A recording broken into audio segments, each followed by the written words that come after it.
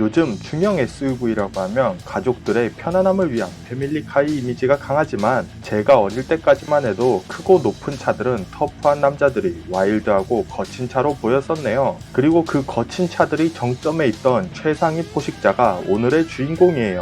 미친 존재감 험비의 이야기 시작합니다.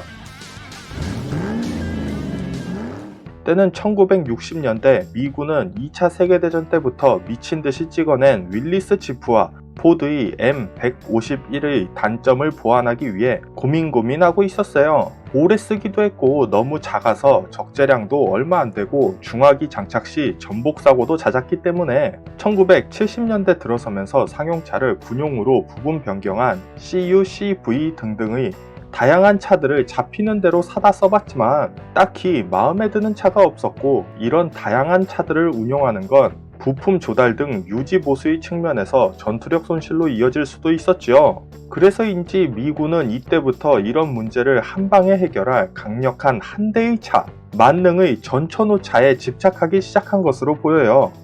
다른 나라도 아니고 세계 최강이라는 미군이 만능의 최강 머신이 필요하다면 다음 순서는 무엇일까요? 네, 천조국답게 현질을 팍팍 해야죠.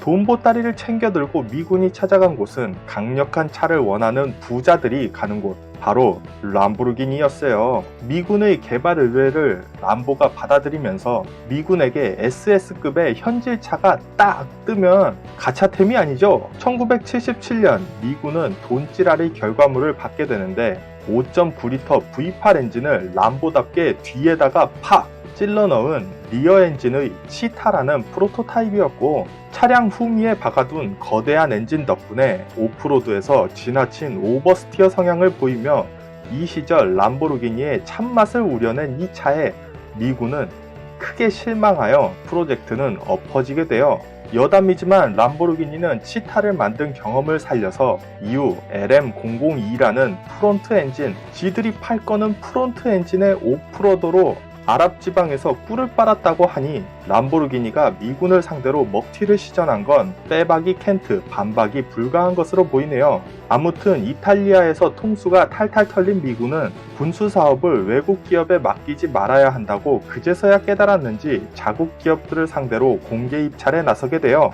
아니, 미군의 차를 공급하는 사업이라니 얼핏 보면 방산비리 클리셰가 터질 대박의 스멜이 느껴지지만 미군이 원했던 스펙은 더 대박이에요. 일단 차가 뽀대가 나게 좀 커야 되고요. 적재량도 충분히 나와주면서 온로드는 기본 담화로 치고 경사각을 60도를 등판할 수 있어야 하고 40도 경사각은 가로질러 수 있어야 했으며 76cm 깊이의 물 위를 도하하고 46cm의 수직 장애물을 넘어갈 수 있으면서 불속성 공격에 내성도 있어야 하고 라디에이터는 엔진 위쪽으로 올리는 등등.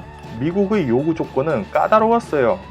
이런 미군의 드림카의 조건에 도전한 회사는 61개 회사 중 꼴랑 3군데였고, 이 중 하나가 오늘의 주인공인 험비를 만들게 될 AM 제네럴이라는 회사인데, 여러분들도 다 아시다시피라는 거지같은 멘트가 떠오르는 이 듣보잡 회사를 간단히 소개해 드릴게요. AM 제네럴은 아메리칸 모터스 컴퍼니에서 카이저 지프 코퍼레이션을 인수하여 만든 자회사로, 카이저 지프 코퍼레이션의 전신이 카이저 윌리스 모터스 컴퍼니이며 이 회사의 그 전 이름은 윌리스 오버랜드 모터스예요. 그러니까 핵심만 짚자면은 미군의 지프를 납품하던 회사에서 명맥이 이어져 나온 회사예요. 그리하여 결국은 미군이 자기네 단골집 놔두고 뭐 먹을지 고민하면서 빙빙 돌다가 그 나물에 그 밥을 먹게 된 셈이죠. 아무튼 AM 제네럴은 오랜 단골인 미군이 원하는 필요 이상으로 만능인 차의 개발을 시작했고, 3년 만인 1982년 시제품 XM998이 나왔는데 M151의 모노코크 바디를 버리고 윌리스 지프 때처럼 프레임 바디로 회귀하면서 승객석 부위의 프레임을 낮게 설계하여 전고를 억제하면서 최저 지상고를 확보하는 요즘 프레임차들이 흔하게 쓰는 방식도 사용하고, 주행 안정성 때문인지 아니면 어깨빨 간지 때문인지 차폭도 충분히 넓힌 이 차를 미군은 받자마자 사막과 북극 등지에서 100만 킬로 정도 테스트를 거치며 세부 조정을 했어요. 그 후 미군은 결과에 대만족하여 1983년 AM 제네럴의 부수적인 개발과 초도 물량 등을 포함한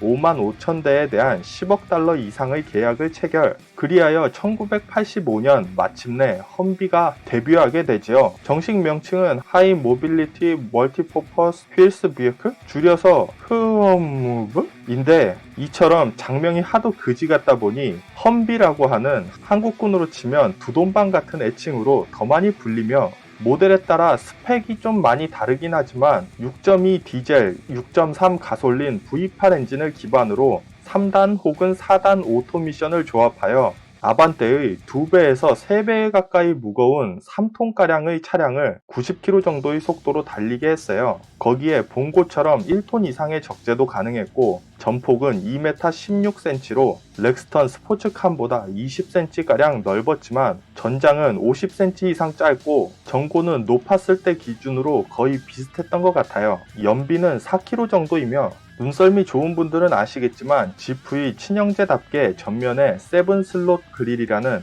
7개의 콧구멍을 가지고 있었어요. 그리하여 미군은 오랫동안 바래왔던 대로 험비를 여러가지 버전으로 만들어서 다양한 베리에이션의 단일 차종으로 활용하게 되는데, 이맘때인 1987년에 AM 제네럴의 모 기업인 아메리칸 모터 코퍼레이션의 지분을 가지고 있던 크라이슬러가 이 회사를 인수하여 지프와 험비는 크라이슬러의 자회사의 자회사로 들어가게 됐고, 짧고 낮고 넓은 이 차는 육중한 무게에도 불구하고 뭐든 다 할 수 있는 남다른 적극성을 발판 삼아 군부대에 입대하자마자 초기부터 스테로이드 맞은 지프라고 불리며 많은 관심을 모았고, 1989년 파나마 침공에서 후방 지원으로 첫 실전 배치된 험비는 타고난 기동성으로 짬밥 찌끄레기 시절부터 인상적인 활동을 보이며 1990년 걸프전에서는 다양한 용도로 사막을 누비면서 활약하기 시작했는데, 이 모습이 CNN 등을 통해 생중계되면서 일반인에게도 많은 관심을 끌기 시작했어요. 이 인기뽕에 취한 AM 제네럴은 험비의 민수형인 허머를 출시하기로 결심하게 되죠. 허머의 역사는 다음 영상으로 나올 예정이니 구독을 좀 해주시면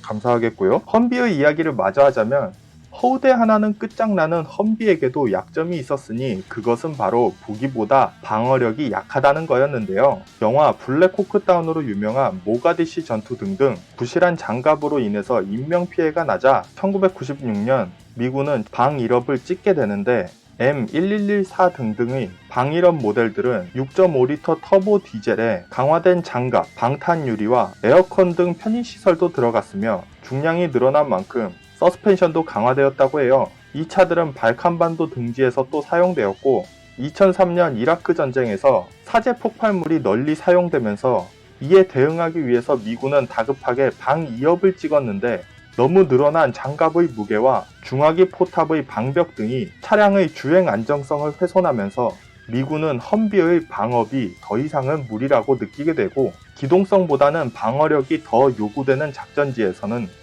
MRAP라고 하는 탱커 스타일의 차량을 많이 사용하게 되면서 험비의 입지는 줄어들기 시작했어요. 최근에는 기동성에 장갑까지 겸비한 JLTV 차량인 오스코시사의 MATV 등을 대량으로 구매하면서 지뢰 폭발도 막을 수 있는 방어력에 화재를 자동으로 진압한다거나 위험을 자동으로 감지하고 원격으로 무기를 사용할 수 있는 등 더 많은 상황에 대응이 가능한 첨단 사양의 하이테크 차량들의 등장으로 험비는 후임들에게 자리를 물려주며 은퇴한 것처럼도 보이지만, 그렇다고 해서 험비가 뭐 다 고물상에 팔려가고 그런 건 아니고요. 미군은 험비의 장갑을 덜어내고 무인 자율주행 기능을 활용하여 운전병 없이 기동 가능한 군수품 보급 차량으로의 변경 등을 검토 중이니, 파격적인 외형과 성능으로 수많은 나라에서 전술 차량의 교과서이자 이정표가 되어 왔으며, 군인이 나오는 영화에는 어김없이 등장하는 우리들에게도 친숙한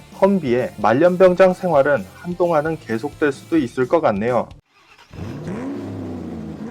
이번 험비 영상은 준비하면서 험비의 인기와 관심만큼이나 많은 자료와 많은 변형 모델들 때문에 정리하느라 애를 좀 많이 먹었네요. 아마 밀리터리 덕후님들이 보시기에는 부족하거나 잘못된 부분도 있을 수 있지만 저희 채널은 사실 공부하는 것보다는 가벼운 예능 90에 유익한 정보 10% 정도의 비율의 오락 영상을 목표로 하는 만큼 어렵고 정확한 내용보다는 차량 자체와 즐길 수 있는 이야기에 집중한 점 양해 부탁드리면서 다음 편인 허머 영상도 많이 봐주셨으면 감사하겠습니다. 젠틀하게 구독과 좋아요 부탁드리면서 그럼 See you!